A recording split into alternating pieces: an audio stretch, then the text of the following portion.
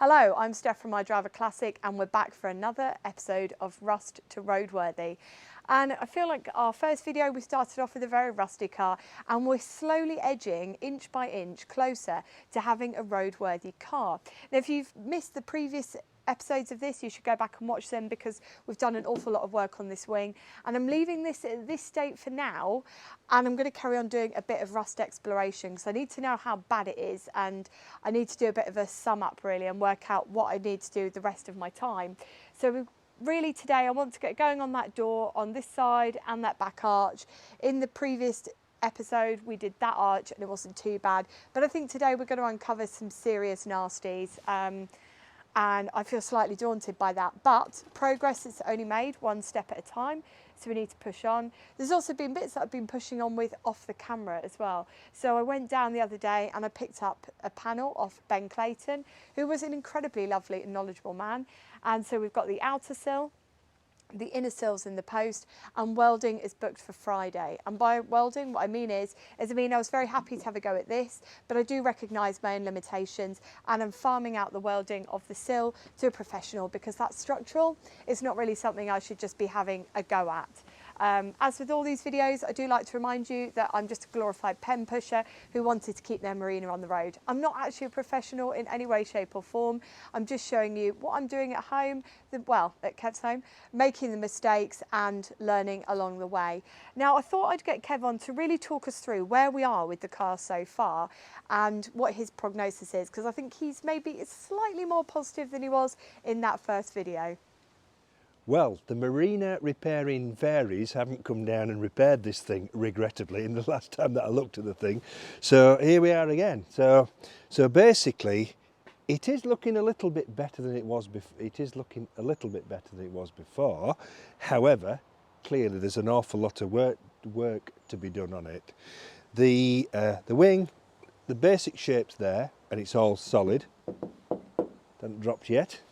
So we're going to go and try and clean all this up this morning, and we're going to be red leading, etch primer, that sort of stuff.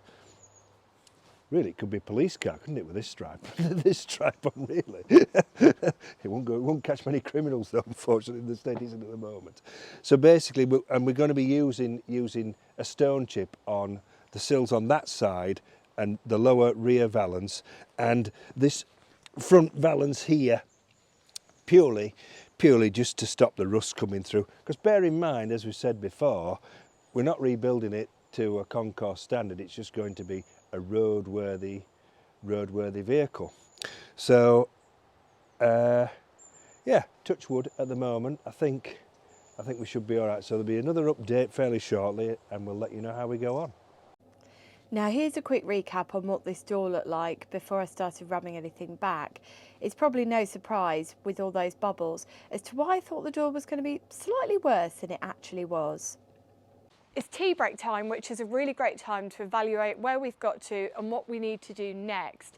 Now the first thing that struck me was actually things weren't as bad as I had anticipated. Well, at the front anyway, because I'm going to show you something in just a minute.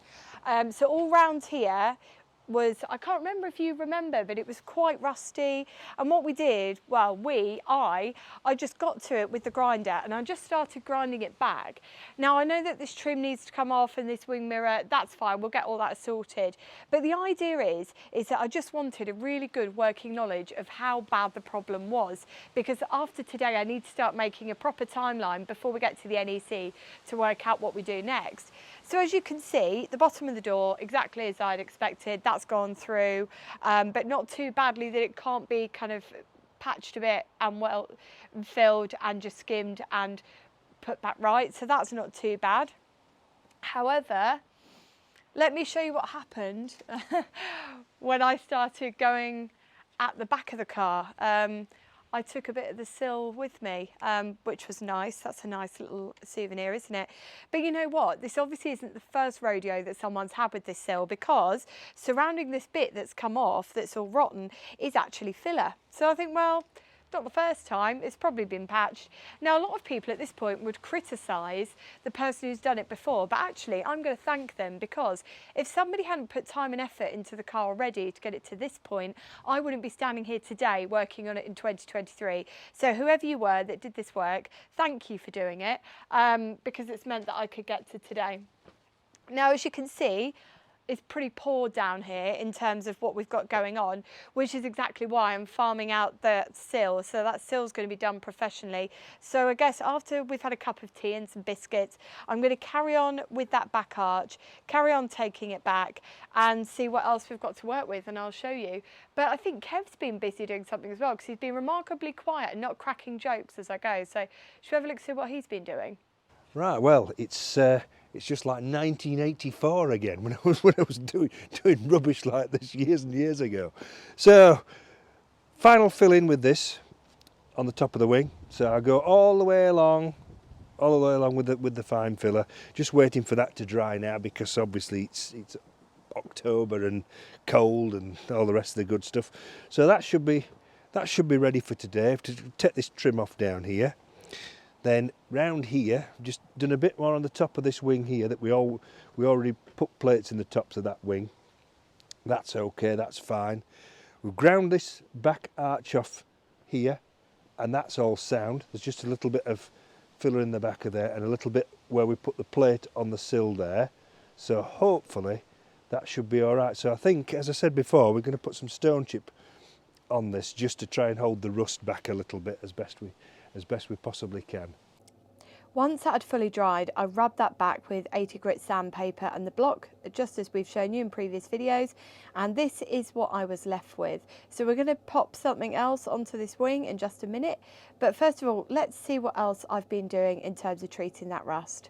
In today's rust exploration, I have been busy with the grinder, digging away, I'm really testing out those areas where there's bubbling on the bodywork and I've got no idea what to expect. And actually the back arch is, well, there's no nice way to put it, it's bloody dreadful. And there's going to be a lot of work involved in that. But it started to make me feel a bit despondent, so I thought, right, let's go and have a look at some of the other rot around the car and cheer myself up and try and see if the rest of it is just as bad. And actually, as I walk round, and just so you know what I'm doing, I'm painting it here with Curust, this lovely hammerite stuff. And I know you're not supposed to get it on the paint, but, well, let's face it, we'll be sorting the paint out in a bit, so I'm just dabbing it on liberally. And just kind of covering up all these bits and pieces. But as you can see, it's not actually that bad. I don't think it is anyway, not compared to that back arch. I mean, that back arch is dreadful. There's going to be a lot of work in that next week because today's Wednesday and it just feels like this week has flown by. And this is the thing, you know, when Kev said it would take 6 months and I thought, nah, but actually look, we've been on this for what, 2-3 weeks now. So what's that? 1/6 of the predicted project time gone. And look, we're only at this stage. So it's, we always said this series would be about being honest. So it's Wednesday today, welding is on Friday, tomorrow is day off to get stuff edited up. But I still feel like we've made quite a good bit of progress. In fact, I'm going to get Kev to talk you through what he's been doing on the front wing, because he's been busy on that and he's went back over it again and I didn't really quite understand what he was doing. So he said, you know what, I'll explain it on camera. So Kev, it's over to you. What on earth have you been doing with that front wing? You can notice on the top of this front wing is a different colour of filler, and this is not actually filler as such, it's something called a stopper. And the stopper, the idea of the stopper is it's a very, very fine filler, so it fills up any little pinholes in the main filler, so it gives it a really nice surface to paint on. Years and years ago there used to be a cellulose stopper that I used to use, which was all right, unfortunately, but what happens with cellulose, as it dries, it shrinks. So the car would look absolutely beautiful one night, you prime it, and then you came out next day and it was actually sunk, where the cellulose stopper had sunk down. So we use what they call a 2-pack stopper now, which is just like the body filler, but a much finer version. So we're about to put Tina to bed today, because we're both very tired with working on this, and we'll resume it another day. We've been on the job now for what, 4 or 5 hours, and we've both got other commitments today, which is really annoying, but it's one of those things. And today I feel a lot more positive leaving than when I arrived, which is a really good place to be, because when I've been uncovering all this rust, for some people that might just leave them feeling quite despondent, but for me I just keep thinking, well, I'm knowing more about the car each day, each hour that passes. I understand it better, and I feel really comfortable with that, and it's okay. I mean, I did get a bit of a surprise in that we had a last half an hour and I said, right, I'm going to clean back that back valance, that rear valance, and see what it looks like. Well, anyway, I started cleaning it back and I thought, I don't think there's going to be a rear valance by the time I'm finished. And Kev said, right, let's get that number plate off. Let's have a quick look for next week.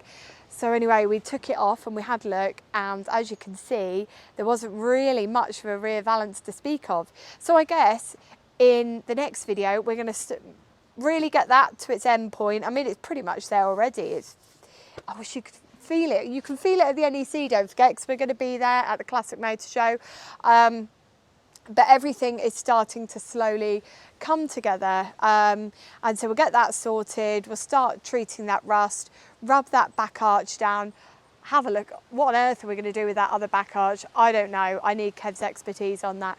And also we need to get that sill welded in on driver's side. So quite a few bits. I'm not sure what you're going to see in the next video, but that's a bit of an indication of what's coming up. Once we've got that done, we'll then take stock again. We'll see where we are, see how bad things are, and move on, because I think we're almost getting to that point where there's a little split bit of light at the end of the tunnel. It doesn't feel entirely insurmountable as it did when we did video 1, which is quite good going really, because we're on what, video 4, 5?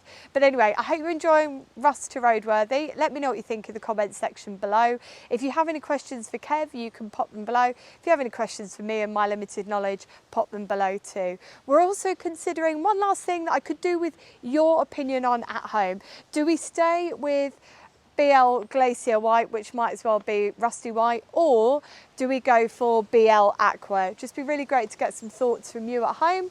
But until next week, when we meet again, hopefully with grinder in hand, take care and drive safely.